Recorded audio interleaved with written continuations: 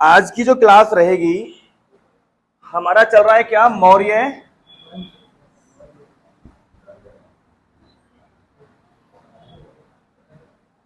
वंश चल रहा है ना?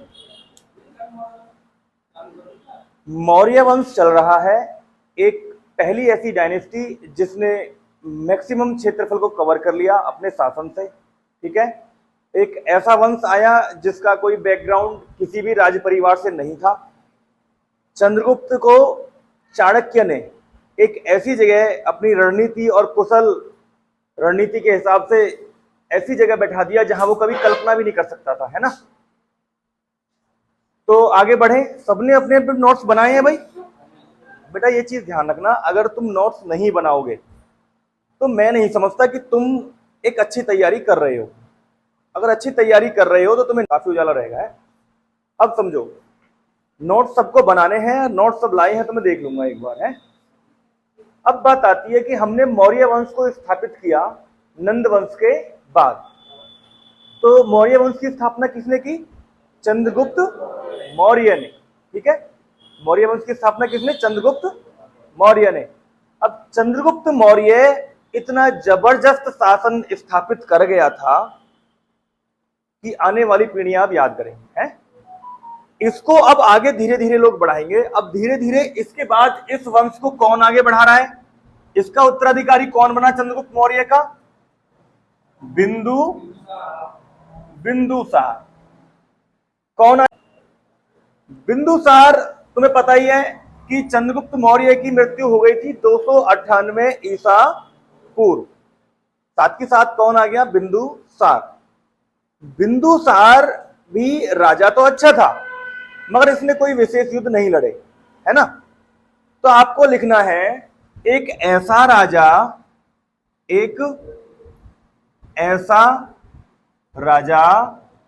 जो पिता और पुत्र दोनों के नाम से जाना गया, है ना? जिसका पिता भी महान था और पुत्र भी महान था। समझ में आ गई बात? दोनों महान थे, बीच की कड़ी ये है। उसके बाद बिंदुसार को क्या कहा जाता था? क्या कहा जाता था? बिंदुसार का एक नाम पॉपुलर हुआ, है ना? हालांकि इसका संस्कृत में नाम अलग है, मगर मैं तुम्हें जो मूल रूप से जो तुमसे पूछा जाता है वो नाम बताऊंगा। अमित्रघात। अमित्रघात।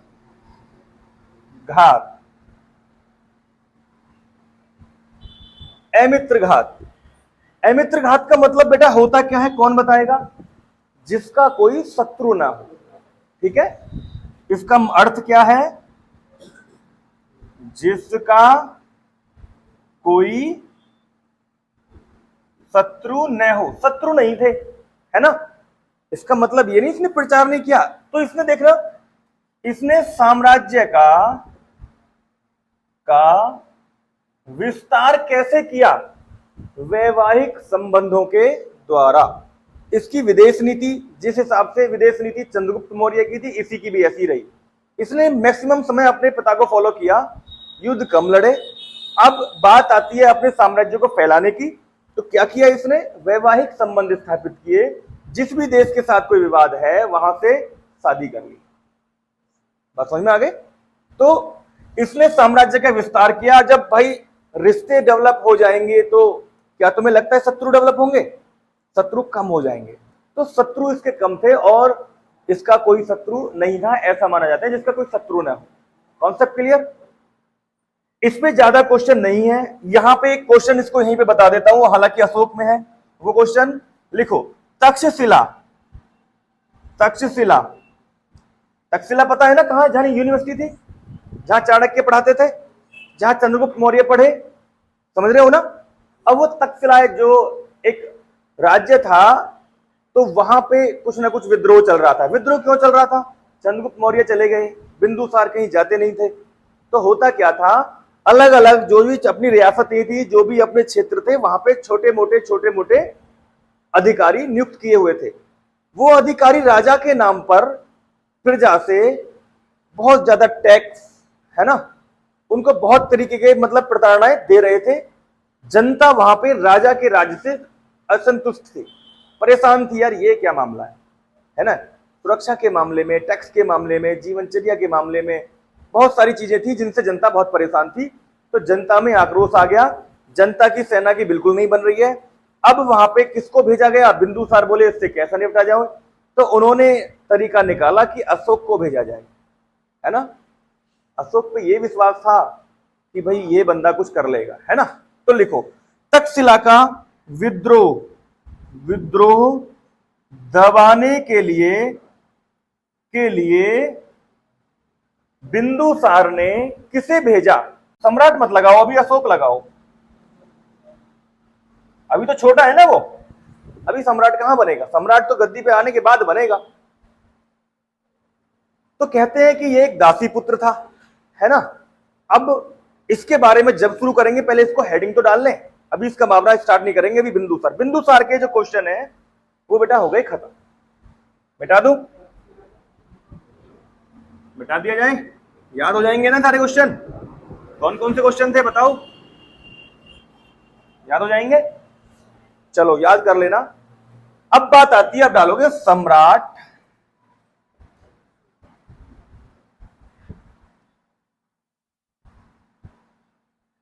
सम्राट अशोक भी उसी कॉन्सेप्ट को आगे बढ़ा रहा है। नाम तो वही लिखेगा, चक्रवर्ती सम्राट, जिसका चारों दिशाओं में राज हो, है ना, अखंड भारत, है ना, जो टूटे ना।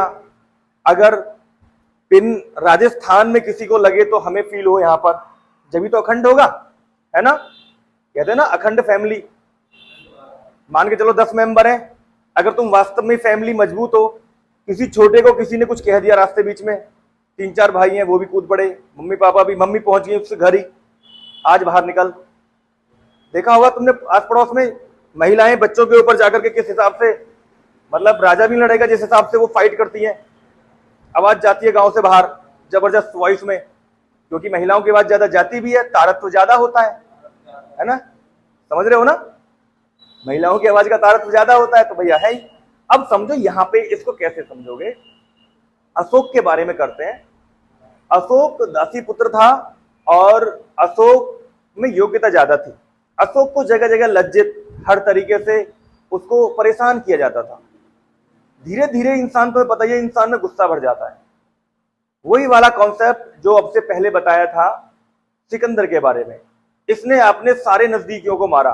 कहते हैं लगभग 100 से अधिक भाइयों को इसने अपने मौत के घाट उतार दिया अशोक ने, इतना क्रूर हो गया ये। और फिर बाद में जाके सॉफ्ट कॉर्नर अपना लिया, है ना। तो अब हम इस बीच में कि शुरू में क्रूर था, लास्ट में सॉफ्ट हो गया, जो मौर्य वंश के साम्राज्य का आगे चल के विनाश का कारण भी बना। जैसे ही अशोक की डेथ हुई, महज 40 से 50 सालों में मौर्य वंश समाप्त। इतना विशाल साम्राज्य समाप्त केवल महज 40-50 सालों में, है ना। तो देखो अब इस बीच में जो भी हमारे लेवल के क्वेश्चन है उन्हें पढ़ेंगे। क्रूर से सॉफ्ट कॉर्नर तक इसने क्या क्या किया। अशोक, अशोक का नाम अभिलेखों में,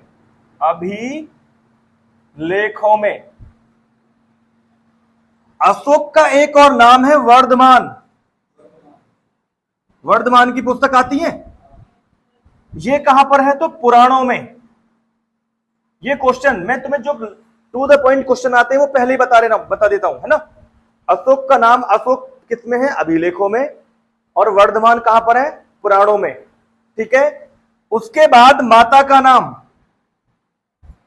माता दासीपुत्र तो बताते ही है ना, इसीलिए तो इसको निम्न तरीके से देखा जाता था, हर जगह तिरस्कार होता था। तो माता का नाम है सुभद्रांगी। एक दूसरा नाम जो फेमस है वो तुम्हें याद हो जाएगा, धर्मा। कौन सा नाम है? धर्मा, ठीक है। अब बात आती है यहां से आगे, एक कॉमन सी चीज बता देता हूं।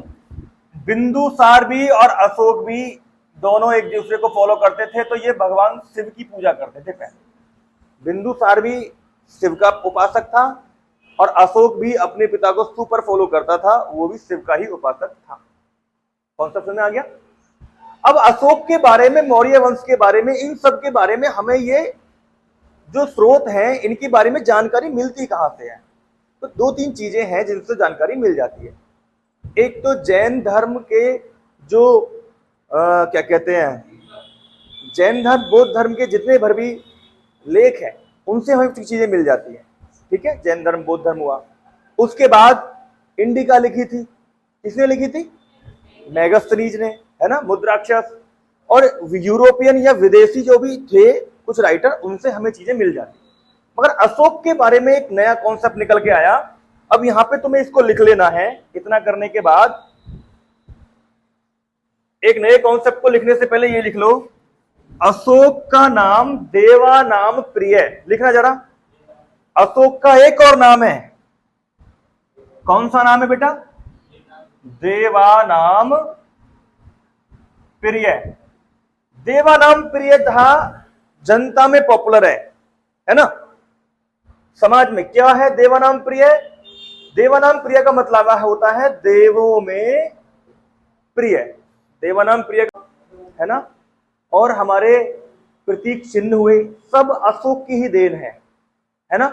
आखिरकार ये ऐसा क्या कर गया जो अशोक की देन हो गई? तो इसके समय में लिखे गए बेटा क्या, देखना, शिलालेख, शिलालेख, ठीक है, अभिलेख। क्या लिखे गए? शिलालेख और अभिलेख। ये दो महत्वपूर्ण चीजें ऐसी हैं, शिलालेख, अभिलेख। ठीक है, स्तंभ लेख भी हैं, स्तंभ लेख भी हैं। ठीक है, अब ये वो मजबूती से वो अपने बारे में इतिहास लिखवा के चला गया जो आज भी तुम मजबूती से देख पा रहे हो। वरना इतनी पुरानी चीजें कहीं किताब तो है नहीं भाई। सभ्यता को जब खोजा जाता है तो आंकड़े लगाए जाते हैं, बाकी तीसरा तो कोई ऑप्शन है नहीं। कोई बुक्स तो रखी हुई मिल नहीं जाएगी, कोई मिल भी जाती हो तो उस लिपि को पढ़ेगा कैसे कोई? मगर मजे की बात ये थी कि इसके समय में ये सारी कुछ लिखावट तो हो गई, और आते आते 1750 में एक लेखक ने, एक खोजकार ने इन्हें खोज भी लिया, मगर फिर पढ़ा नहीं गया। बात समझ में आ रही है? पहले खोज हुई, फिर पढ़ा नहीं गया, फिर पढ़ने की बारी आई बाद में। तो पहले तो ये समझो, फिर जब भी खोजेंगे। शिलालेख क्या होते हैं बेटा, अभिलेख क्या होते हैं, स्तंभ लेखों के बारे में तो बात की बात है ना, यहां से कोई बात। तो देखना, शिलालेख कौन से होते हैं उनके बारे में सुनो। शिलालेख होते हैं बेटा ये कि जो सिल मतलब, शिला मतलब पत्थर पे लिखे जाते हैं। बात समझ में आ गई? आज के मैं दौर से तुम्हें बता दूं, आज गांव में जब हम जो हमारे मसाले पीसते हैं खाना बनाने के लिए, किससे पीसते हैं? वो सिलबट्टा बोले, है ना। सिलबट्टा मतलब सिलौटिया बाट बोलते हैं कुछ लोग। मगर शहरों में हम गए, कुछ लोग बहुत ज्यादा मॉडर्न प्रैक्टिकल हो गए, तो कई बार बातचीत आई तो बड़े एक्टिंग में लोगों ने केवल सिल बोला, ये सिल का बना हुआ है। इतने पढ़े होने के बाद भी हम बहुत देर तक कंफ्यूज रहे, ये सिल कौन सी नई चीज आ गई भाई? कोई तुमसे केवल सिल बोले समझ जाओगे क्या? कोई कह रहा हो हाँ तो मैं मानूंगा ही नहीं। जब मैंने पहली बार सुना था पिछले साल, तो सिल मतलब पूरा नाम है ये, पूरा का पूरा। समझ में आ गई बात? तो ये क्या लिखे जाते थे इस तरीके से, और इन पे लिखे जाते थे, बड़ी मेहनत करती थी। और ये एक ऐसा प्रमाण है, ये सालों साल चलता था। तो शिलाओं पे लिखे जाते थे। Concept clear? अभिलेख, अभिलेख बेटा कागज और सिल दोनों पे लिखे जाते थे। कागज पे भी लिखे जाते थे मजबूती से, बढ़िया कागज पे, और उस पे भी, ये दोनों पे लिखे जाते थे। ठीक है, इसके आसपास कोई कंटिन्यू कोई चीज ऐसी नहीं है। मगर शिलालेखों की संख्या कितनी थी? 14। इनको लिख लो। शिलालेखों की संख्या कितनी है कुल? आपसे पूछेगा, क्वेश्चन आएगा, बताइए शिलालेखों की संख्या कितनी है। अब यहां से आगे बढ़ जाऊं, मैंने आपको कॉन्सेप्ट बता दिया। अब इन प्रमाणों के बारे में पता कैसे चलेगा? लिखो, अशोक के, यहां से मिटा देता हूं इधर से भी, है ना, जब भी बोलूंगा। लिखो, सबसे पहले अशोक के शिलालेखों को किसने खोजा? टिम पैंतलर। कौन है बेटा? टिम फैंथलर। सबसे पहले अशोक के शिलालेखों की खोज किसने की? कब? लगभग 1750 में आकर के, ईस्वी में। कब? 1750 ईस्वी में आकर के टिम फैंथलर है। मगर ये खोज तो ले गया, मगर पढ़ नहीं पाया। तो क्या हुआ? इसकी लिपि को पढ़ नहीं पाया, पढ़ नहीं गए, पढ़े नहीं गए। जब पढ़ने नहीं गए तो भैया फिर खोजने का फायदा ही क्या है? तो फिर कुछ दिन बाद एक बात और आया, एक और आया, उसने इस लिपि को पढ़ना स्टार्ट किया। तो लिखो, अब क्वेश्चन दूसरा भी बन गया, अशोक के शिलालेखों को या अभिलेखों को सबसे पहले किसने पढ़ा? Very good, James precepts. James precepts ने पढ़ लिया। तो इतिहास में पता चल गया भाई कहां से क्या क्या जानकारी हमें प्राप्त हो रही है अशोक के बारे में। अब समझते हैं अशोक, आगे बढ़ते हैं। लिखो, अशोक का नाम, अशोक किन किन, जब मैंने बताया था ना अभिलेखों में क्या नाम है? अशोक नाम है इसका, ठीक है। मगर वो किन किन अभिलेखों में? गुजरा और मस्की, गुजरा और मस्की, ये दो अभिलेखों में इसका नाम है। बात समझ में आ गई? गुजरा और मस्की में इसका नाम क्या है? गुजरा और मस्की अभिलेखों में इसका नाम है। आगे लिखोगे, अशोक का सबसे बड़ा शिलालेख, शिलालेख कौन सा है? तो कहीं कहीं क्वेश्चन में तुम्हें कंफ्यूजन पैदा करने की बात आएगी, है ना। एग्जामिनर बहुत ज्यादा पढ़ा लिखा है, बहुत ज्यादा समझदार है, तो वो शिलालेख लिख देगा, है ना, वरना वो अभिलेख भी पूछ सकता है आपसे। तो सबसे बड़े की बात आए तो आपको 13वां ही टिक करना है। क्या करना है? तो क्या नाम है उसका? 13वां। सबसे बड़ा कौन सा है? 13वां। बात आती है, क्या है? हालांकि अभी तक कहीं पूछा नहीं गया है, मैं तुम्हें बता रहा हूं। 13वें शिलालेख या अभिलेख का जोगाड़, जोगाड़ नाम है 13वें शिलालेख का, ठीक है। कर पाओगे आप? अब यहां से आगे बढ़ते हैं कि ये आखिरकार बड़ा है क्यों। तो लिखो 13वें अभिलेख में अभी और क्या लिखना है, लिखना। अब यहां से आगे 13वें को दोबारा पढ़ना पड़ेगा तुम्हें। जीवन में जो भी कुछ किया उसके बारे में तो क्या बताएंगे, क्या ही क्वेश्चन बनते हैं। मुद्दा है ये, कलिंग का युद्ध का वर्णन, कलिंग, कलिंग के युद्ध का वर्णन कौन से शिलालेख में किया गया है? 13वें में। कौन से में है? 13वें में। और नाम क्या है? जोगाड़। कर पाओगे आप? नाम क्या लिखा गया इसका? जोगाड़। कर पाओगे आप? मुद्दा यह है, अब कलिंग का युद्ध आपसे पूछेगा कब हुआ था बच्चों? कलिंग का युद्ध कब? 261 ईसा पूर्व, 261 ईसा पूर्व। कर दोगे ना? कलिंग के युद्ध का वर्णन इसमें है। बताते हैं कि ये युद्ध इतना भयंकर, इतना विनाशकारी, इतना दिल दहलाने वाला था। इस युद्ध की क्षति को देख करके, इस युद्ध के परिणाम को देख करके, हालात को देख करके अशोक का हृदय परिवर्तन हुआ, ऐसा कहा जाता है ना। और वैसे तो मैं तुम्हें बता दूं, लोगों को केवल यही पता होगा कि इस युद्ध के बाद अशोक ने बौद्ध धर्म अपना लिया, ज्यादातर लोगों को यही पता है। मगर मैं एक खास बात यह है कि बौद्ध धर्म को तो पहले ही अपना लिया था, है ना। वो अपना कैसे लिया था? वो ऐसे अपना लिया था जैसे तुम क्लास से जुड़ गए अभी, मगर सीरियस तुम लास्ट के 2-3 महीने में ही हो गए, है ना। तो नॉर्मली तौर पे अपना तो लिया था, मगर पूर्ण रूप से शिक्षा दीक्षा कब ली है? जब ये युद्ध हो गया था, उसके बाद। बात समझ में आ गई? सीरियसनेस को बाद में समझा। तो ये एक क्वेश्चन का पार्ट हो गया जो मैंने तुम्हें वैसे ही बता दिया, लिखने की जरूरत नहीं है, ठीक। तो लिखो, कलिंग के युद्ध के बारे में लिखो बेटा। और कलिंग की राजधानी क्या थी? लिख लो बेटा, तोसली। कलिंग की राजधानी क्या थी? तोसला। कौन था शासक? नंदराज कलिंग का शासक, कलिंग के युद्ध के समय एक कमजोर शासक था, मगध साम्राज्य बड़ा था। इसका मतलब यह हुआ अगर इसको युद्ध करना पड़ा है तो जो कलिंग है चंद्रगुप्त मौर्य के समय में आजाद हो गया था, अपने आप को अलग जीवन जी रहा था, है ना।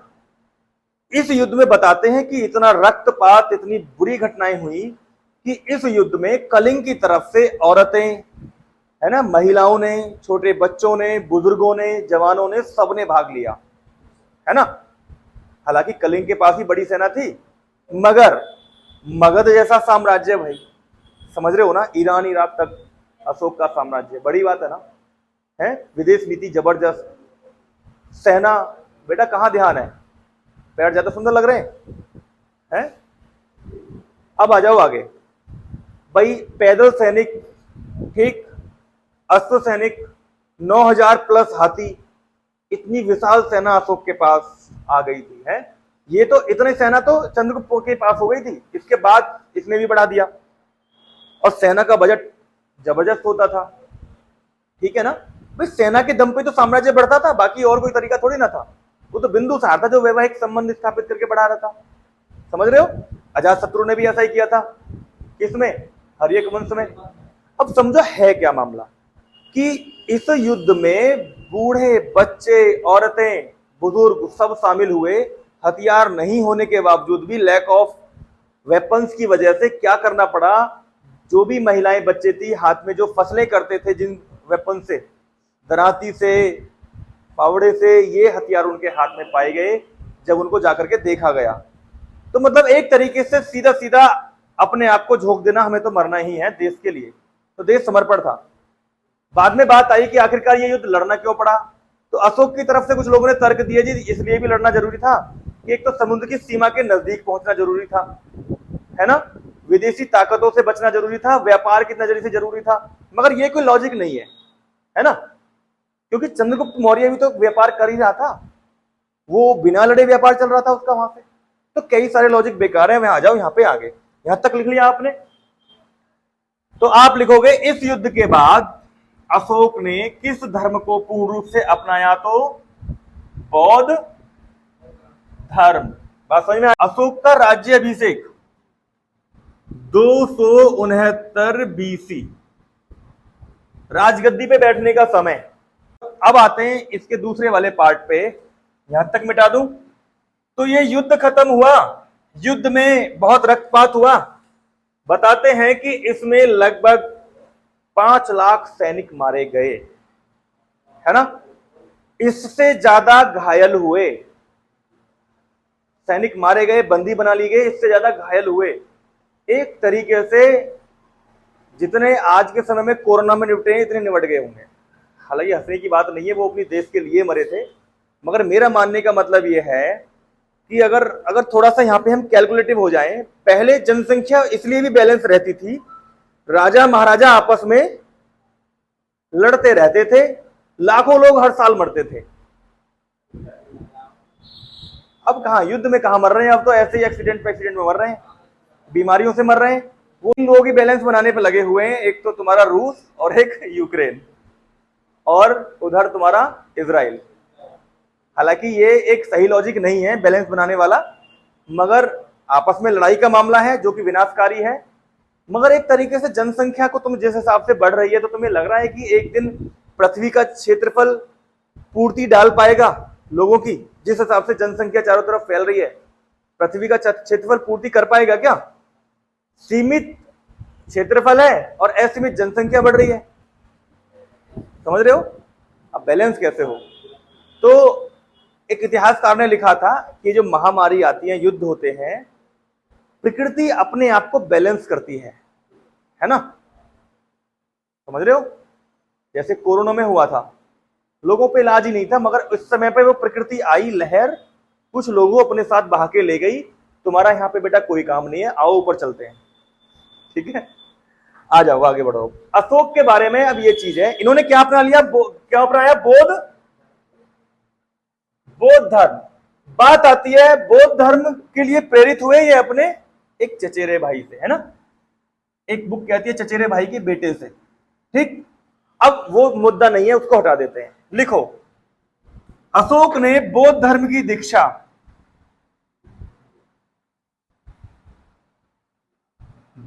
किससे ली है? बौद्ध धर्म की दीक्षा किससे ली है? उपगुप्त। उपगुप्त। तो हम इनका गुरु कह सकते हैं इनको, बिल्कुल ना? क्या कह सकते हैं? गुरु। तो क्वेश्चन कैसे बनेगा, ये भी तो मुद्दा है। अशोक का बौद्ध गुरु किसे कहा जाता है? उपगुप्त। या उपगुप्त कौन है कि ज्यादातर समय यहां पे देने लगे और राजपाट को, अहिंसा को बिल्कुल छोड़ दिया, युद्ध की नीति हटा ली, प्यार की और समाज को सही तरीके से बैलेंस करने की नीति अपनाई गई। हालांकि ये कोई प्रमाण नहीं है कि आगे शासन कैसे चला, क्योंकि जब एक व्यक्ति, एक राजा हथियार डाल देगा तो तुम्हें पता है वो साम्राज्य ज्यादा देर नहीं चलेगा। लगभग बताते हैं अशोक ने 40 वर्ष शासन किया। कितने वर्ष किया? लगभग 40 वर्ष इसने शासन किया। और इस दौरान जब लास्ट के समय पे काफी असमानताएं, पब्लिक में असमानता फैल गई। क्यों? अगर देश की सेना मजबूत रहेगी तो देश सुरक्षित रहेगा भाई। अब सेना को चाहिए प्रशिक्षण, समय समय पे बजट चाहिए, ठीक है। मगर इस समय आते आते अशोक सेना पे कम और दान दक्षिणा में ज्यादा इन्वॉल्व रहता था। तो मौर्य साम्राज्य का जो खजाना था वो खाली होता चला गया है। बौद्ध भिक्षुओं को, ब्राह्मणों को, सबको दान भर भर के जाता था। ये बताते हैं सम्राट अशोक प्रतिदिन 50 से 60 हजार ब्राह्मणों को रोज खाना खिलवाता था। पैसा कोई राजा के घर में पेड़ लग रहे हैं क्या? सब जनता पे टैक्स लग गई तो है। अब ये सरकार है हमारी, अब सरकार के कहीं खेती होती है? ये कोई बिजनेस है? सब हम तुमसे तो निचोड़ा है। पार्ले जी ले आओगे टैक्स दोगे, समझ रहे हो? कुछ भी लेके आओ टैक्स दोगे, कुछ भी, और कई कई बार टैक्स दोगे, ठीक है। ये सब हमारी तुम्हारी टैक्स का ही तो पैसा है, तो वही तो पैसा है। आगे बढ़ते हैं। तो बेटा यहां तक हो गया, उपगुप्त हो गया। अब लिखोगे अशोक ने बौद्ध धर्म के प्रचार के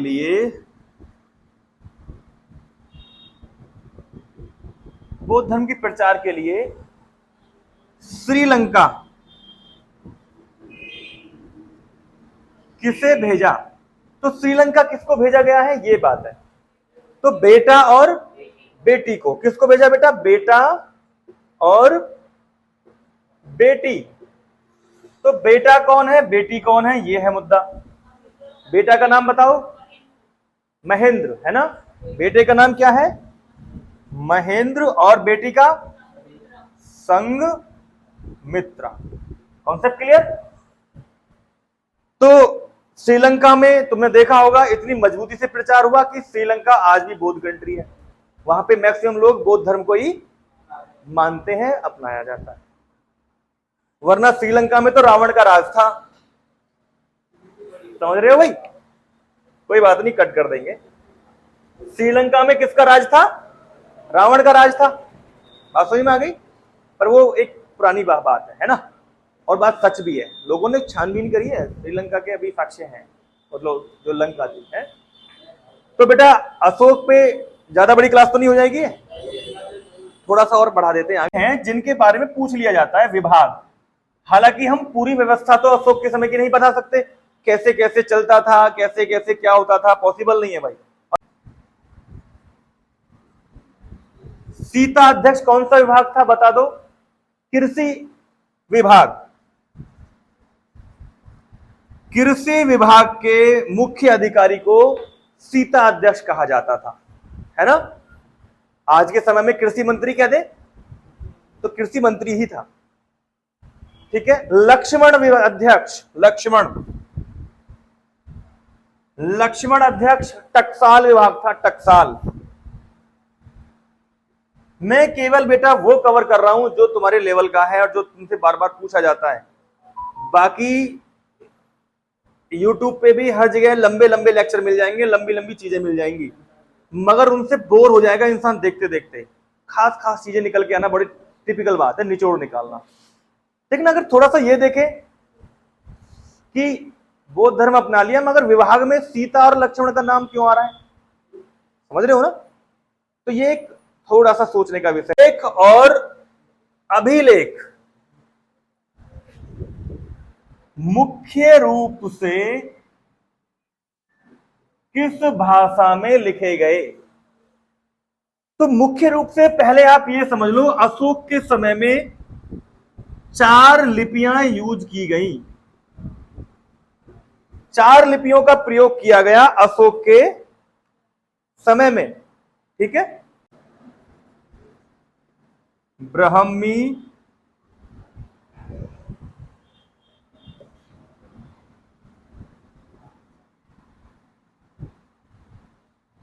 ब्राह्मी, खरोष्ठी, ये ऊपर से लिखी जाती थी, ये नीचे से लिखी जाती थी, है ना। ये ऊपर से दाएं, ये ऊपर से बाएं, ठीक है, ऊपर से लिखी जाती थी ये, ठीक। ये नीचे से लिखी जाती है, ऊपर से दाएं, ऊपर से, ये नीचे से दाएं, नीचे से बाएं। इतना डीपली नहीं पूछेगा, केवल नॉलेज के लिए बताया है, बेशक लिखना भी मत आप, ठीक है। अब इसमें से ऐसी 2 लिपि जो तुम्हारे लिए खास हैं, लिखना। अशोक के ज्यादातर शिलालेख कौन सी लिपि में लिखे गए? मुख्य लिपियां कौन सी हैं? ये दोनों, ब्राह्मी और खरोष्ठी, बस इतना सा निकाल। मुख्य रूप से ये 2 खरोष्ठी, ये 2 लिखी गई हैं, ठीक है। अगला पॉइंट, इसको खत्म ही करते हैं क्योंकि फिर 2 क्लास हो जाएंगी, एक क्लास थोड़ी पड़ी रहेगी, है ना। देखने वाले तो देखेंगे, ना देखने वाले मत देखो, कोई फर्क नहीं पड़ता। अगला क्वेश्चन है, हाँ अगला क्वेश्चन पर डे मामला बिगड़ जाता है, फोन ही हीट हो जाता है हमारा। अगला क्वेश्चन देखो बेटा, यहां पे क्या है?